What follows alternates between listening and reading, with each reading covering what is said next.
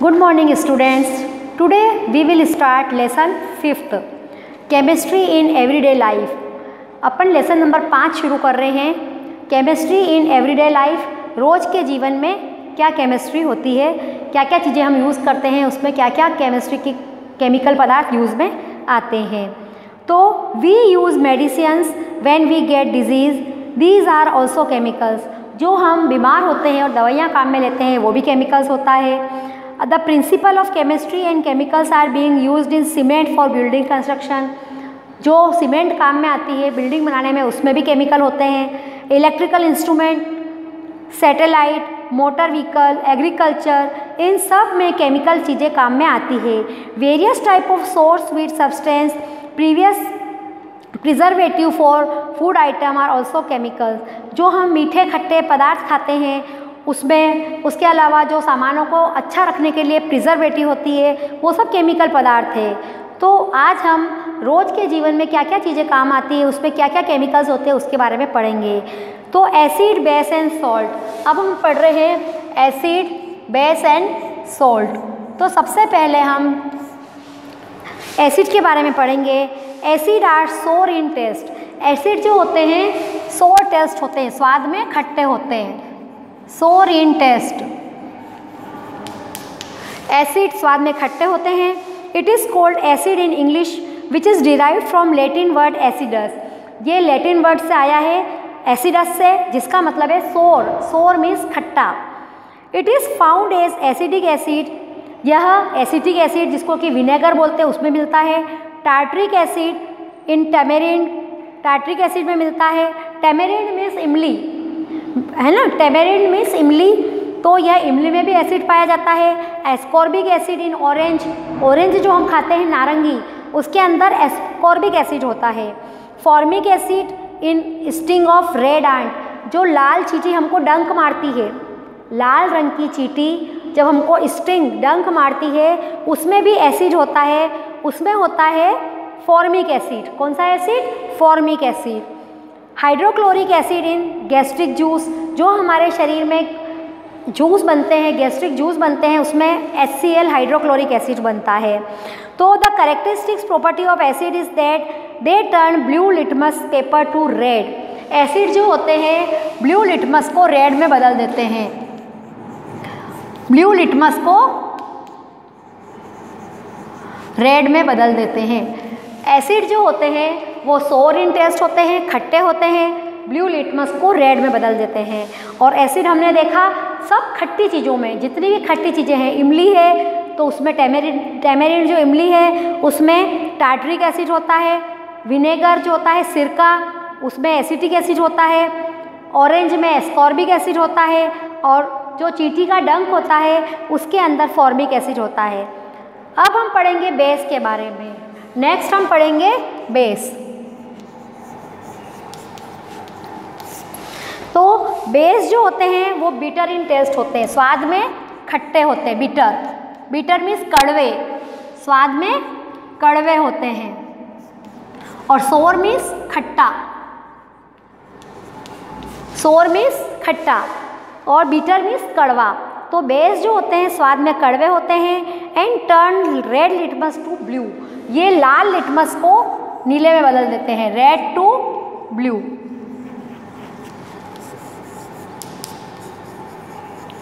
Base जो होते हैं वो रेड लिटमस को ब्लू में बदल देते हैं.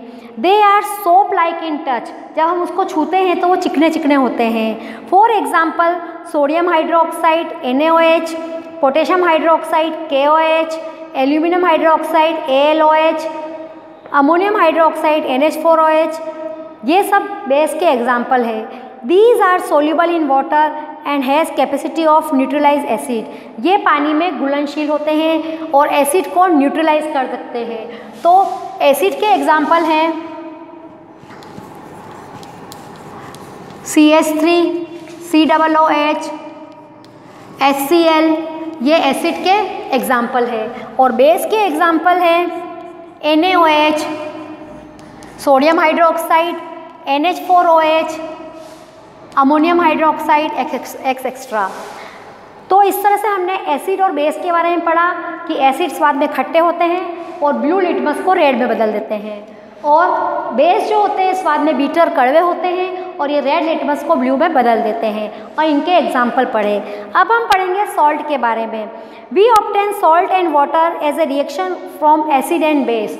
जब हम एसिड और बेस को मिलाते हैं तो हमको सॉल्ट मिलता है। When acid plus base, acid और बेस मिलते हैं तो हमको सॉल्ट एंड वाटर देते हैं, सॉल्ट प्लस वाटर। तो जब एसिड और बेस मिलते हैं तो सॉल्ट और वाटर हमको देते हैं। This reaction is called neutralisation reaction. ये वाली जो रिएक्शन है, एसिड और बेस मिलके सॉल्ट और वाटर बनाते हैं, याद रखना, और ये वाली रिएक्शन कहलाती है न्यूट्रलाइजेशन रिएक्शन।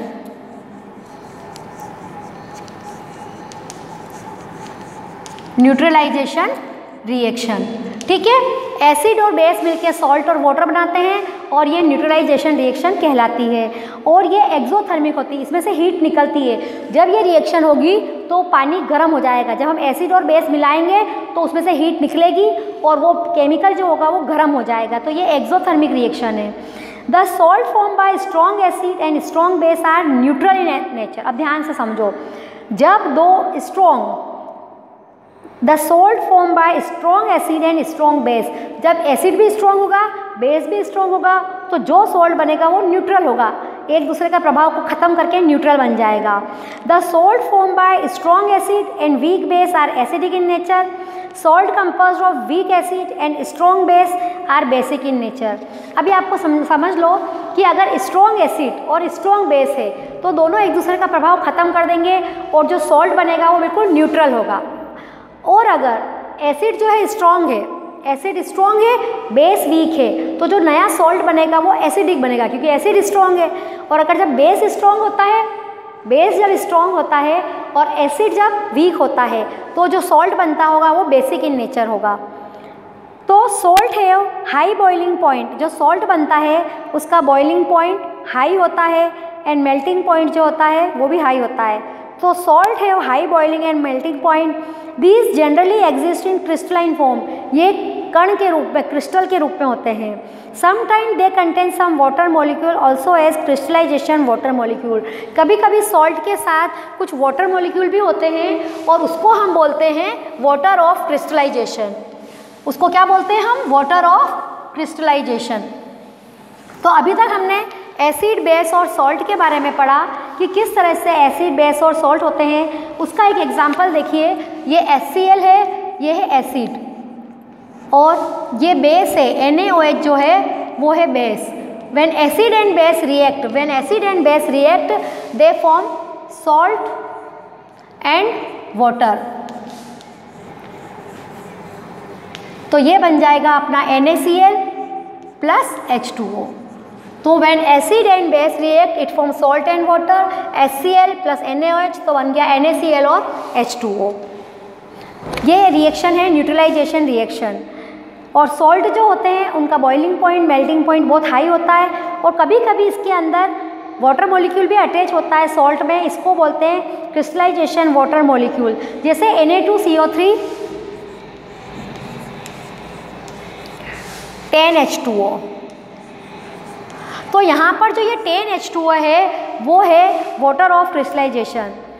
Na2CO3 10H2O, तो इसमें जो ये 10H2O है वो है water of crystallisation. Here 10 molecule of water are present in crystallised water molecule. तो इसके अंदर Na2CO3 में 10 मॉलिक्यूल पानी के भी प्रेजेंट है, क्योंकि कभी कभी सॉल्ट के साथ वाटर मॉलिक्यूल भी पाए जाते हैं, उसको बोलते हैं वाटर ऑफ क्रिस्टलाइजेशन। क्या बोलते हैं? Water of crystallisation.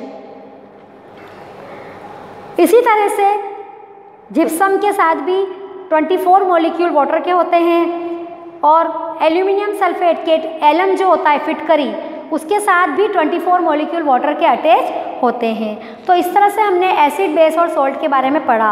अब है डेफिनेशंस। आरेनियस थ्योरी, अलग अलग लोगों ने एसिड, बेस और सॉल्ट की अलग अलग डेफिनेशन दी है। पहला हम पढ़ रहे हैं Arrhenius theory. Arrhenius theory, first of all Arrhenius defined acid and base in 1887 में आर्रेनियस ने भी एक थ्योरी दी थी। According to him the substance which release hydrogen ion on decomposition in water are called acid. अब Arrhenius ने क्या बोला? आर्रेनियस ने बताया कि जब हम ऐसी चीज़ें, वो पदार्थ जो कि पानी में घुलते हैं तो हाइड्रोजन आयन देते हैं, the substance which release hydrogen ion, ऐसे पदार्थ जिसको पानी में घोलने पर वो हाइड्रोजन आयन रिलीज करते हैं, the substance which release hydrogen ion on decomposition in water are called acid, while substance which release hydroxyl ion on decomposition in water are called base. अब देखो जैसे HCl है, HCl है, ये है acid है, हाइड्रोक्लोरिक एसिड, इसका नाम है हाइड्रोक्लोरिक एसिड। तो जब ये हाइड्रोक्लोरिक एसिड को पानी में, वाटर में घोलते हैं, डिकम्पोज करते हैं, तो ये H आयन और क्लोराइड आयन में टूट जाएगा। तो ऐसे पदार्थ जो कि पानी में घोलने पर हाइड्रोजन आयन रिलीज करते हैं वो एसिड होते हैं। ऐसे पदार्थ जो कि the substance when decomposed into water they release hydrogen ion, it is called acid, and the substance that release hydroxyl ion, the substance that release hydroxyl ion, AQ मतलब aqueous means water, तो ये क्या देगा? K plus OH ion, OH negative ion. तो ये है acid और ये है बेस। तो ध्यान से देखो, the substance which release hydrogen ion, the substance which release hydrogen ion on decomposition of water they are called acid, और the substance which release hydroxyl ion OH ion when decompose in water, पानी के अंदर घुलता है तो यह OH ion देते हैं। इस OH आयन का नाम है हाइड्रोक्सिल आयन। क्या नाम है इसका? Hydroxyl ion, hydroxyl ion. और ये नेगेटिव होते हैं और ये पॉजिटिव होते हैं। तो इस तरह से हमने एसिड और बेस के बारे में पढ़ा। तो एसिड के और भी एग्जाम्पल है, जैसे H2SO4, जब उसको पानी में घोलेंगे तो वो 2H प्लस सल्फेट आयन देगा। CH3COOH, उसको जब पानी में घोलेंगे तो वो H आयन और CH3COO आयन देगा। H2CO3 वो H आयन और HCO3 देगा। तो ये सब इसके एग्जाम्पल है।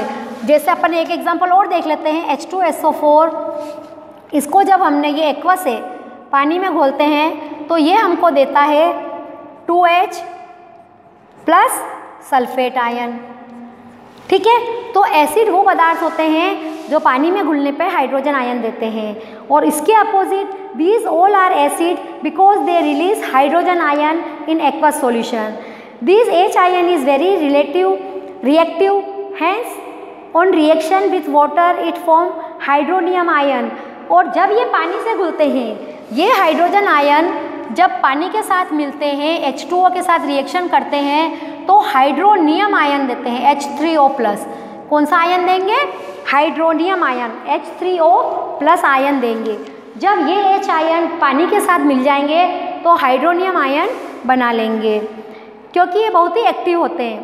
दीज ऑल आर एसिड और this hydrogen ion, this H ion is very reactive, ये बहुत रिएक्टिव है। और जब ये वाटर के साथ क्रिया करता है तो हाइड्रोनियम आयन दे देता है। Some acid are completely ionized in water, such acid are called strong acid. अब देखो, कुछ एसिड ऐसे होते हैं जो पानी में पूरे आयोनाइज हो जाते हैं, 2 टुकड़ों में बढ़ जाते हैं, वो स्ट्रॉन्ग एसिड होते हैं। उसके एग्जाम्पल है HCl, H2SO4, HNO3। But some acid are partially ionized in water and ionized form, unionized form both exist। अब देखो, 2 बातें हैं। कुछ एसिड तो ऐसे होते हैं बहुत ही स्ट्रॉन्ग होते हैं और जब पानी में आयोनाइज्ड होते हैं तो H आयन अलग और दूसरा आयन अलग हो जाता है कम्प्लीटली, तो वो है स्ट्रॉन्ग एसिड। और कुछ एसिड ऐसे होते हैं जो पूरे आयोनाइज्ड नहीं होते, उसमें आयोनाइज्ड और अनआयोनाइज्ड साथ साथ रहते हैं, तो पूरे आयोनाइज्ड नहीं हो पाते हैं, ऐसे एसिड होते हैं वीक एसिड। वीक एसिड के एग्जाम्पल है CH3COOH acetic acid, H2CO3 carbonic acid, ये वीक एसिड है। अब हमने ये एसिड के बारे में पढ़ा था, इसी तरह से ये हमने बेस के बारे में पढ़ा है कि जो बेस होते हैं वो एक्वस मीडियम में, पानी के मीडियम में हाइड्रोक्सिल आयन देते हैं। कौन सा आयन देते हैं? Hydroxyl ion. तो all these are base because they release hydroxyl ion in aqueous solution. The base which are complete, जैसे एसिड के बारे में पढ़ा ना हमने अभी कि एसिड अगर पूरे आयोनाइज्ड हो जाते हैं तो वो स्ट्रॉन्ग एसिड, और पूरे आयोनाइज्ड भी होते हैं तो वीक एसिड। तो इसी तरह से बेस के बारे में भी होता है कि बेस जो होते हैं, ऐसे base, the base which are completely ionise, ऐसे बेस जो पूरे आयोनाइज हो जाते हैं आर कॉल्ड स्ट्रॉन्ग बेस। उसके एग्जाम्पल है KOH, NaOH, potassium hydroxide, sodium hydroxide. While the base which are partially ionised, कुछ बेस थोड़े आयोनाइज्ड होते हैं, पूरे टुकड़े में नहीं बढ़ते, पूरे उनके आयन नहीं बनते हैं, उनको बोलते हैं वीक बेस। तो वीक बेस के एग्जाम्पल है NH4OH, अमोनियम हाइड्रोक्साइड, MgOH का होल ट्वाइस, मैग्नीशियम हाइड्रोक्साइड। तो according to Arrhenius theory on reaction between acid and base, H ion and OH ion combined with each other to form water. तो Arrhenius ने क्या बताया कि जब ये H ion और OH आयन मिलते हैं, जब H ion plus OH ion मिलते हैं, जब हम एसिड और बेस की रिएक्शन करते हैं, जब एसिड और बेस की रिएक्शन होगी तो उसमें से H आयन निकलेगा, OH आयन निकलेगा, तो ये दोनों मिलके फिर वाटर बना लेते हैं। ये दोनों मिलके क्या बना लेते हैं? वाटर बना लेते हैं। तो according to Arrhenius theory H ion and OH ion combined with each other to form water molecule. This is known as neutralization reaction. यही न्यूट्रलाइजेशन रिएक्शन है।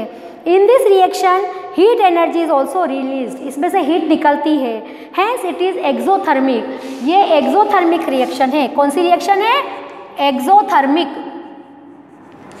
इसमें से हीट निकलती है, हीट बाहर निकलती है, हीट इवॉल्व, इसमें से हीट बाहर निकलती है।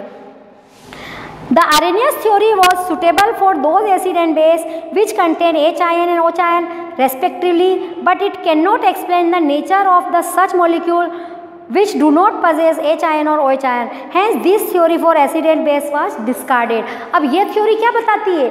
उन्हीं के बारे में बता देती है जो एसिड H आयन देते हैं और जो बेस OH आयन देते हैं। जो एसिड H आयन नहीं देंगे, जो बेस OH आयन नहीं देंगे, ये थ्योरी उसको एक्सप्लेन नहीं कर पाई, तो ये थ्योरी डिस्कार्डेड हो गई, ख़त्म कर दी गई, इस थ्योरी को नहीं माना गया। ठीक है, I think you understood this. Now tomorrow we will study about Bronsted Lowry concept of acid and base.